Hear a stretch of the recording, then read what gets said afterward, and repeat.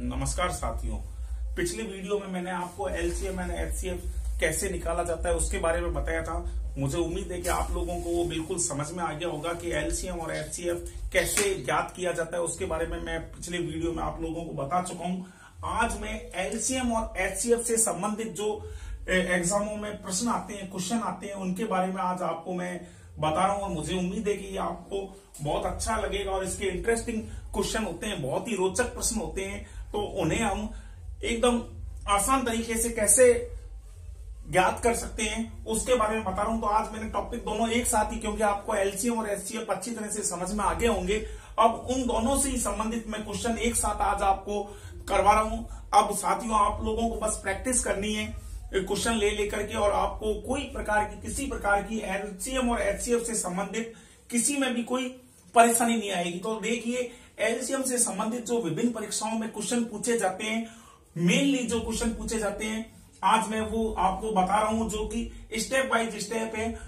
ऐसे क्वेश्चन करने के बाद में आपको कुछ कॉन्फिडेंस आ जाएगा। और एलसीएम और एचसीएम जो सबसे आसान चैप्टर है, उसके जब क्वेश्चन आते हैं तो वो बहुत ज्यादा हार्ड लगते हैं और बहुत ही आसान होते हैं। कैसे उनको हम ज्ञात कर सकते हैं, आज उसी के बारे में मेरा वीडियो बनाया है। तो देखिए साथियों, जैसे एक क्वेश्चन है, एलसीएम 2079 एलसीएफ है 271, 2079 एचसीएफ है 271 की एक संख्या 189 है।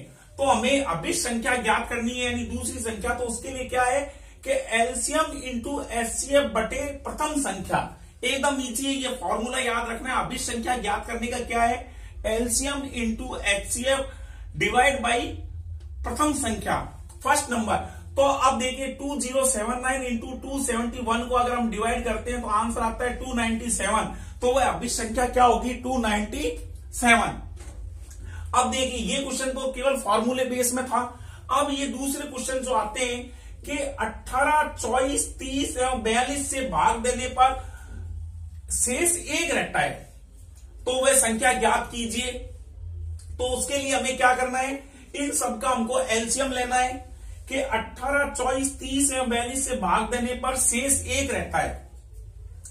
तो अब देखिए, इन तीनों का हम जब एलसीएम निकालेंगे एक साथ, मैंने आपको विधि बताई हुई है, कैसे पूर्व वीडियो में बताया था कि एलसीएम कैसे निकाला जाता है। चाहे तो इनके अलग अलग 18, 24, 30 और 42 के आप गुणनखंड करके और उनमें जो मैक्सिमम पावर है उसको लिख सकते हैं और उससे हम एलसीएम ज्ञात कर सकते हैं। और अगर दूसरी विधि मैंने बताई थी एक साथ लेने की, तो एक साथ जैसे 18, 24, 30 और 32 के गुणनखंड क्या बने, 2 into 2 into 2 into 3 into 3 into 5 into 7।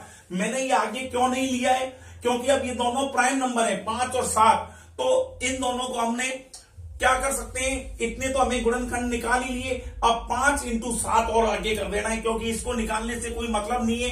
अब ये क्योंकि प्राइम नंबर है, मैंने बताया था आपको कि प्राइम नंबर होते हैं, उनको आपस में मल्टीप्लाई कर दीजिए तो एलसीएम आ जाता है। तो इन सबका एलसीएम क्या आएगा, 2520, 25 20, 2520। अब इसमें क्या कह रहा है, शेष एक बचता है हमेशा, तो अब एक इसमें जोड़ दिया तो ये संख्या क्या बन गई, 2521, यानी 2521। अब इसमें समूह का अगर आप डिवाइड करके भी देखोगे तो आपको ये पता चल जाएगा कि इसमें सबों से भाग देने पर शेष एक ही बचेगा। 2521 में जब भी 18, 24, 30 और 42 का भाग देंगे तो शेष फल क्या बचेगा, एक ही बचेगा। तो ये चीज क्लियर होगी। ऐसे क्वेश्चन एग्जाम में बहुत आते हैं कि शेष फल 1 बचता है, शेष फल 2 बचता है, 3 बचता है या 7 बचता है। तो उनके लिए हमको क्या करना है, ऐसे क्वेश्चनों का एलसीएम लेकर के जितना भी शेष फल बच रहा है वो ऐड कर देना है। जो उनका एलसीएम निकलेगा गुणनखंड बनाने के बाद में, उसमें वो संख्या आपको जोड़ देनी है। आप लोगों को मुझे उम्मीद है अच्छी तरह समझ में आ गई होगी। अब देखिए, एक ये बहुत ही इंटरेस्टिंग क्वेश्चन है, बहुत टिपिकल लगता है, लेकिन अगर आप इस तरीके से करेंगे तो ये क्वेश्चन बहुत ही इजी है और आप लोगों को बहुत ही इंटरेस्ट आएगा ऐसे क्वेश्चन सॉल्व करने में। ये क्वेश्चन है कि 2, 3, 4, 5 और 6 से भाग देने पर एक बचता है। क्या, 2, 3, 4, 5 एवं 6 से भाग देने पर एक बचता है, परंतु 7 से पूर्ण विभाजित वह संख्या हो जाती है। तो उसके लिए क्या करना है देखने पर तो हमें ये लग रहा है कि बहुत हार्ड क्वेश्चन है, बहुत कठिन क्वेश्चन है, लेकिन ये क्वेश्चन बहुत इजी है और ज्यादातर जो अच्छे से अच्छे एलसीएम और एचसीएफ के जानकार हैं उनसे भी ये क्वेश्चन करने में उन्हें टाइम लग जाता है और समय, क्योंकि एग्जाम के अंदर समय बहुत महत्वपूर्ण होता है। तो इसको हम आसान तरीके से, आसानी से, जल्दी से कैसे कर सकते हैं वो देखिए। हमें क्या करना है कि 2, 3, 4, 5 और 6 का लस्य निकाला, लस्य यानी लघुत्तम समापरिवर्त्य, तो इसका क्या आएगा 60। अब अभिष्ट संख्या क्या होगी, क्योंकि वो कह रहा है एक बच, शेष भाग देने पर शेष फल कितना बचता है 1, तो ये हमने इसको संख्या, इसका लघुत्तम तो आ गया 60। अब अभिष्ट संख्या क्या हो गई 60 k + 1, k + 1। अब देखिए 60 k + 1 ले लिया। अब 60 के गुणनखंड क्या होते हैं 7 × 8 56 + 4 मल्टीप्लाइड k + 1। अब देखिए इस समीकरण को अगर हम आप गुणा करें तो ये क्या बन गया 7 × 8k + 4k + 1। ये आपको इतनी समझ में आ गई समीकरण के 60 के गुणनखंड क्या हुए 7 × 8 + 4, क्योंकि 8 × 7 = 56 और 4 60, लेकिन वो एक संख्या अलग है। यहां पर k हमें ज्ञात करना है कि वह संख्या कौन सा है, तो k + 1 करा तो इनके अब हमने 7 × 8k + 4k + 1। तो अब देखिए, अब अगर 7 × 8 यानी 56 को अगर हम 7 से भाग देते हैं तो पूर्णतः विभाजित होती है। अब अगला क्या है 4k + 1 को डिवाइड 7 से करें तो k का न्यूनतम मान, हमें यहां पर k की क्या वैल्यू रखनी है न्यूनतम, न्यूनतम मतलब मिनिमम या लीस्ट या लोएस्ट। तो अब देखिए k की वैल्यू अगर हम 1, 2, 3, 4, 5 ये वैल्यू है, इनमें से अगर हम रखते हैं तो अब देखिए k की वैल्यू यहां पर 5 हमें ज्ञात हो गई। क्यों, क्योंकि 60 × 5 + 1, तो ये क्या आ गई 301। 60 × 5 + 1 यानी 6 पंजे 30, 300 + 1, तो ये 301 आ गया। और 301 जो संख्या है वो 7 से पूर्णतः विभाजित है। 7 चौक 28, 2 बच गए और 1, तो 7 तिया 21, यानी कि ये 403 जो 301 जो संख्या आई ये पूर्णतः विभाजित है। और k की वैल्यू क्या आ गई मिनिमम, न्यूनतम। अगर 4 रखते तो नहीं आती, 3 रखते तो नहीं आती, सबसे छोटा नंबर क्या आया 5, तो 5 अगर हम k की वैल्यू रखते हैं तो ये क्या आ गया 60 × 5 + 1 यानी 301 जो संख्या होगी वो क्या होगी 1, 2, 3, 4, 5, 6 से तो भाग देने पर 1 बचेगा। 301 में देख लीजिए 150 + 1 यानी 150 150 बार जाएगा और 1 बच गया। 3 से भाग देने पर 100 प्लस यानी 1 बच गया। 5 से भाग देने पर 60 + 1 बचेगा 301 में। तो इन सबसे तो ये पूर्णतः विभाजित हो जाएगी, लेकिन शेष फल 7 यानी 301 इन सबसे विभाजित करने पर तो शेष फल 1 बचेगा, लेकिन 7 से विभाजित करने पर शेष फल क्या बचेगा 0। क्वेश्चन इंटरेस्टिंग था, उम्मीद है वो समझ में आया होगा। ऐसे क्वेश्चन और भी कई प्रकार से बनकर के आ जाते हैं कि किसी खिलौने वाले के पास अगर वो बच्चों को 2-2 खिलौने देता है तो उसके हर बार 1 खिलौना बच जाता है। 3-3 खिलौने अगर वो सभी बच्चों को बांट देता है तब भी उसके 1 बचता है। 4-4 खिलौने बांट देने पर भी उसके 1 खिलौना बचता है, और 6 खिलौने देने पर भी उसके जितने भी बच्चे हैं सबों को बांट देने पर उनके पास, खिलौने वाले के पास 1 खिलौना बच जाता है। परंतु अगर वो 7-7 खिलौने सभी को दे देता है तो उसके पास 1 भी खिलौना नहीं बचता। इस प्रकार के कई क्वेश्चन बन सकते हैं। तो कि अगर किसी ऐसे ही दूसरा क्वेश्चन बन सकता है कि गार्डन के अंदर अगर 2-2 की पंक्ति में पेड़ लगाए जाते हैं तो हर बार 1 बच जाता है। 3-3 की पंक्ति में लगाए जाते हैं तो 1 बच जाता है। ऐसे ही 4, 5 और 6 की पंक्ति में लगाने पर हमेशा 1 पेड़ उसके पास बच जाता है माली के पास। लेकिन अगर 7 पेड़ वो लगाता है तो उसके पास 1 भी पेड़ नहीं बचता। तो इस प्रकार के कई प्रकार के क्वेश्चन बनते हैं, वो आप जब प्रैक्टिस करेंगे तो आपको समझ में आ जाएगा। ये सबसे आसान और अच्छा तरीका है ऐसे क्वेश्चनों को निकालने का। तो एलसीएम से संबंधित महत्वपूर्ण प्रश्न तो मैं आप लोगों को समझा चुका। अब हम देखते हैं एचसीएफ से संबंधित। मैंने वीडियो इसलिए ये दोनों एक साथ डाले हैं क्योंकि आपको एलसीएम और एचसीएफ में अच्छी तरह समझा चुका हूं। अब उनसे संबंधित क्वेश्चनों के बारे में ही चर्चा कर रहे हैं। तो देखिए एक HCF, ये तो थे एलसीएम से संबंधित और अब है HCF से संबंधित। एक संख्या 2400 और 1810 संख्या है जिसमें भाग देने पर 6 व 4 शेष फल बचता है। यानी 2400 और 1810 में किसी संख्या से भाग देने पर 6 और 4 शेष बचता है। तो ऐसे क्वेश्चनों को क्या करेंगे, हमें मालूम है 2400 दिया हुआ है तो 2400 में 6 बचता है, तो हमने क्या करा 2400 माइनस 6 बराबर क्या बच गया 2394, और 1810 में भाग देने पर माइनस कर देना है 4, तो ये कितना बच गया 1806।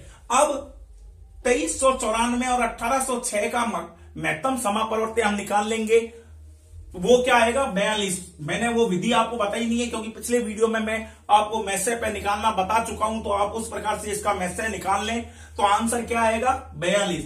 तो इस प्रकार के क्वेश्चनों में भी कंफ्यूज होने की आवश्यकता नहीं है, इनको ऐसे ही करना है, जितना भी शेष फल बचता है वो माइनस करके उनका मैसे पे निकाल लेना है, तो वो आपका आंसर आ जाएगा 42। अब ये क्वेश्चन ये देखिए बहुत ही इंटरेस्टिंग क्वेश्चन है, हर एग्जाम में आ जाता है और ये देखने में मुश्किल लगता है लेकिन बहुत आसान है। मेरी विधि बताई गई है, उसके द्वारा अगर आप करेंगे तो ऐसे क्वेश्चनों को करने से आपको बहुत ज्यादा मैथ में इंटरेस्ट आएगा और ऐसे क्वेश्चन करने से आपको बहुत अच्छा लगेगा। तो देखिए क्वेश्चन है कि 76, 151 और 226 में भाग देने पर शेष समान आता है, तो वो सर्वनिष्ठ यानी सभी की शेष बताइए, वो सर्वनिष्ठ संख्या क्या होगा, शेष क्या होगा, तो उसको हम क्या मान लेते हैं के। अब एक देखिए ये चीज आपको ध्यान रखनी है, मैंने लिखा हुआ है ज्ञात दो संख्याएं खास संख्या से अगर विभाजित होती हैं, विभाज्य मतलब विभाजित होती हैं, डिवाइड होती हैं, तो उनका अंतर भी उस खास संख्या से विभाज्य होगा। ये नोट कर लेना कि दो संख्याएं खास संख्या से अगर विभाज्य हैं तो उनका अंतर भी उस खास संख्या से विभाज्य होगा। ये एक रूल है, फंडामेंटल रूल है। तो इस हिसाब से देखिए हम क्या करते हैं, पहली संख्या क्या दी हुई है 151, 100 यानी ये हमें दी हुई है 76, 151 और 226। अब 151 माइनस के माइनस 76 माइनस के, ये एक बड़े ब्रैकेट में बंद करी। दूसरा क्या हमारे पास जोड़ा बन गया 226 माइनस के ब्रैकेट बंद माइनस 151 माइनस के, ये दूसरा है। तीसरा क्या बन गया, क्योंकि तीनों संख्याओं को आपस में माइनस करके देखना है हमें, तो 226 माइनस के माइनस 76 माइनस के ब्रैकेट बंद, अर्थात इन तीनों का आप देखो अगर हम माइनस करेंगे तो क्या हमारे पास प्राप्त होगा 75, 75 150। अब क्या हुई, ये हमें संख्या प्राप्त हुई 75, 75 150 का मैसे पे क्या होता है 75। अब शेष क्या है, एक बचना चाहिए, ये क्या कह रहे हैं भाग देने पर शेष समान आता है, सर्वनिष्ठ संख्या बताइए। तो 76 जो ये माइनस करा है हमने 76, तो अब देखिए 76 में जब हम 75 का भाग देते हैं तो शेष क्या बचता है 1। तो इन सभी संख्याओं में क्या जो सर्वनिष्ठ संख्या है वो कौन सी है 1, यानी 1 ही बचेगा। तो ये 75 या 150 होगा, हम मैसे निकालते हैं तो हमारे आंसर क्या आता है 75। तो 75 यानी 76 माइनस का भाग करेंगे 76 में 75 का, तो क्या आंसर आएगा 1। तो इस प्रकार से सर्वनिष्ठ संख्या वो क्या हो गई 1। समझ में आ गई होगी कि ये चीज ज्ञात कर ध्यान रखनी है कि दो संख्याएं खास संख्या से विभाजित हैं तो उनका अंतर भी देखिए, यहां पर सबों का अंतर मैंने करा है 175 माइनस के, यहां पर के हमें ज्ञात करना है 76 माइनस के, 226 माइनस के, 151 माइनस। तो अब इन सभी संख्याओं में से अगर आप माइनस करोगे तो 75, 75 और 150 आया, 226 में से ये निकाला तो 150 आया। अब 150 का मैसे पे क्या आया 75, और 75 का यानी 76 में 75 का भाग दिया तो शेष फल क्या बचा 1। अब देखिए ये क्वेश्चन आपको समझ में आ गया होगा। तीसरे प्रकार का क्वेश्चन है 11,284 और 7,655 को 3 अंकों की संख्या से विभाजित करने पर समान शेष प्राप्त होता है, तो 3 अंकों वाली संख्या बताइए बड़ी। तो अब देखिए मैंने अभी ये बताया दो संख्याएं अगर खास संख्या से विभाजित है तो उनका अंतर भी खास संख्या से, तो 11,284 माइनस 7,655, इन सबका माइनस करने पर क्या आया 3,629 के गुणनखंड क्या आएंगे 3,629 के गुणनखंड आए 19 × 191, यानी 191 ही अभिष्ट संख्या है। तो इस प्रकार से मुझे उम्मीद है कि आपको लघुत्तम समापरिवर्तक और महत्तम समापरिवर्तक से संबंधित जो भी क्वेश्चन पेपर में आएंगे, जो ज्यादातर जिस प्रकार के आते हैं वो मैंने आपको शॉर्ट में समझाए हैं। उम्मीद है कि आप लोगों को वीडियो समझ में आया होगा और क्वेश्चन ऐसे समझ में आए होंगे, और अब आप एलसीएम और लघुत्तम, एलसीएम और एचसीएफ से संबंधित क्वेश्चन आसानी से सॉल्व कर पाएंगे। अगले वीडियो में कुछ और नए प्रकार के एलसीएम और एचसीएफ से संबंधित क्वेश्चन लेकर के आऊंगा। मुझे उम्मीद है कि आप लोगों को वीडियो पसंद आ रहे होंगे और आप तैयारी में लग गए होंगे, क्योंकि समय ये मत देखिए कि 8 महीने पढ़े, 6 महीने पढ़े। अभी से आप शुरुआत करेंगे तभी जाकर के आप आगे एग्जाम में अपने आप को कंपटीशन लायक बना पाएंगे, क्योंकि कंपटीशन बहुत ज्यादा मुश्किल वाला है, क्योंकि सभी इसमें भरेंगे। तो इसलिए आप लोग अभी से निरंतर, मेरा तो यही कहना है कि आप अभी से लगातार तैयारी करते रहिए, तो आपको परिणाम अच्छा मिलेगा। धन्यवाद।